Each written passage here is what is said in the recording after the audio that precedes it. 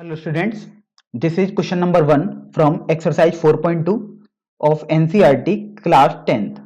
In this question, we have to find the roots of the following quadratic equation by factorization.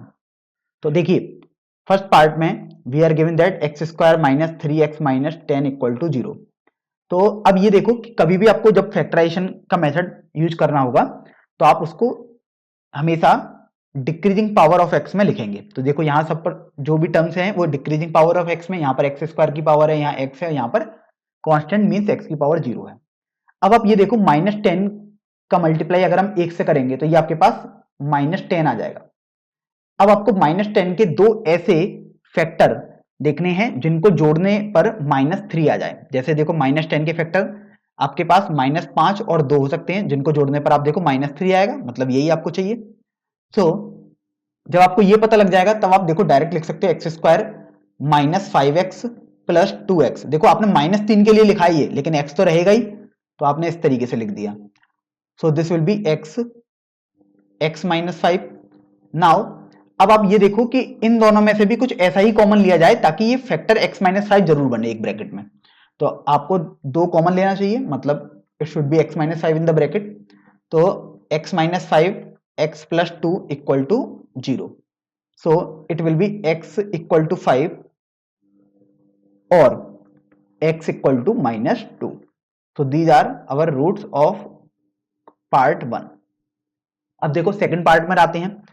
Second part में आपको बोला गया है 2x square plus x minus 6.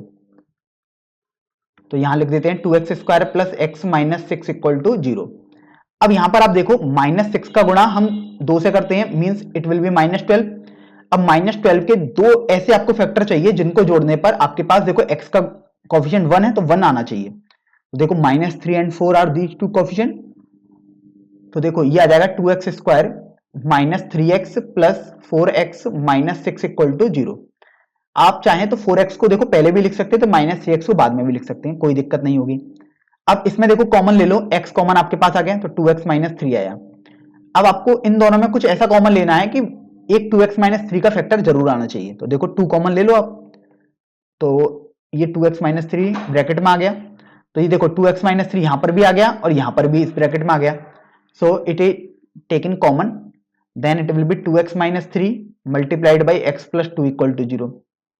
अब अगर आपको देखना है कि देखो दोनों का मल्टीप्लाई 0 है, इसका मतलब या तो आपके पास 2x माइनस 3 इक्वल टू 0 होना चाहिए और आपको बोलना चाहिए x plus 2 should be equal to 0. तो ये देखो यहां से अगर आप x की वैल्यू निकालोगे तो 3/2 आ जाएगी और यहां से आप x की वैल्यू निकालोगे तो -2 आ जाएगी. तो इस तरीके से आपके पास ये पार्ट 2 का आंसर हो जाएगा. चलिए अब तीसरे वाले पार्ट पर आ जाओ. तीसरे वाले पार्ट में आपको बोला गया है √2x square plus 7x plus 5 √2. तो देखिए in third part we are given that √2x square plus 7x plus 5 √2 equal to 0. तो देखो 5 √2 का मल्टीप्लाई करो √2 से, मतलब ये आपके पास 10 आ जाएगा. अब 10 के दो ऐसे फैक्टर आपको करने हैं जिनको जोड़ने पर 7 आ जाए, मतलब 5 और 2 होते हैं. तो अब यहां पर आपको 5x पहले लिखना है या 2x, ये पूरा आपके ऊपर डिपेंड करता है. आप चाहे जो लिखना चाहें, जैसे मान लीजिएगा मैंने 5x लिखा तो ये प्लस 2x यहां लिख दिया प्लस 5 √2 इक्वल टू 0 हो गया.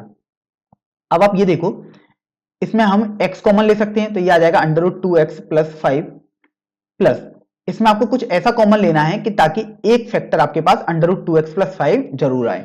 तो जैसे अगर आप देखो यहां पर √2 कॉमन ले लेते हैं तो ये आ जाएगा √2x प्लस 5 इक्वल टू 0.